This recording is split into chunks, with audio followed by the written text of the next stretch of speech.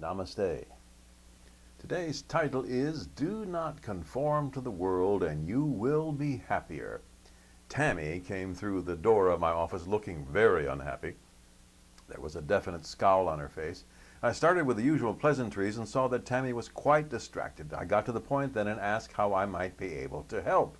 I just can't seem to get it right, Dr. Bob, Tammy said. I do everything I'm supposed to and they just are not satisfied. I feel like I'm going to cry. I pushed the tissue box closer to her and said, "Who is they?"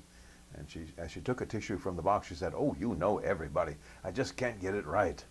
She had a vague sense that she wasn't fitting in no matter what she did or didn't do. I asked, "And what is it you can't get right?" Tears then came to her eyes and she dabbed them with the tissue. "Everything. Nothing I do pleases anyone for long. They even gang up on me sometimes. I lose." Tammy was suffering from what I call people-pleasing syndrome. This is where someone tries their very best to please everybody. Of course, reformed people-pleasers know that one cannot please anyone 100% of the time. So what's the solution? To please yourself, to be who you really are. In the process of freeing yourself from the people-pleasing syndrome, you will also be much happier. You'll be much happier because you will not be attempting to the impossible task of pleasing everyone all the time.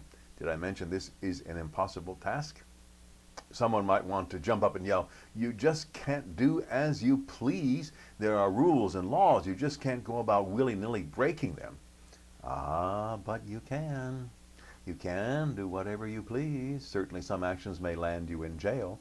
That's how the vast majority of criminals end up there. They break the law. But it is still your choice as to act in such a way that gets you arrested or gets you feeling better about yourself and therefore feeling happier.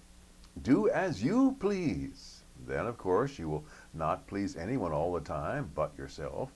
Will some people be upset with you? You bet.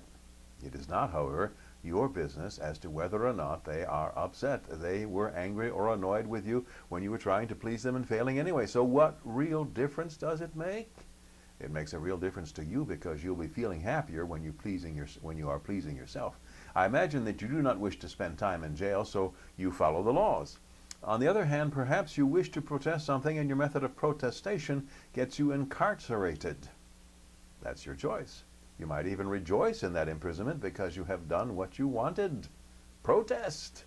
I explained all this to Tammy and she began to see where she was in her life and what she might want to do to change her life situation. I helped her decide that she would begin that day to stop trying to please everyone and think what she wanted to do. We then planned 3 more coaching sessions together. Over the course of those weeks, Tammy really got a hold on pleasing herself and not conforming to what others wanted her to do so much. Or if they wanted her to do something, she was free to choose to do that or not. At the end of the 4th session coaching together, Tammy appeared much happier than when she first started in coaching. How about you? Do you feel as if you need to do everything you possibly can to please everybody? Could this people-pleasing be causing you to be less happy than you could be? If so, then break out of people-pleasing and decide to do as you please and start right now. May you and all sentient beings know happiness and the root of happiness. Namaste.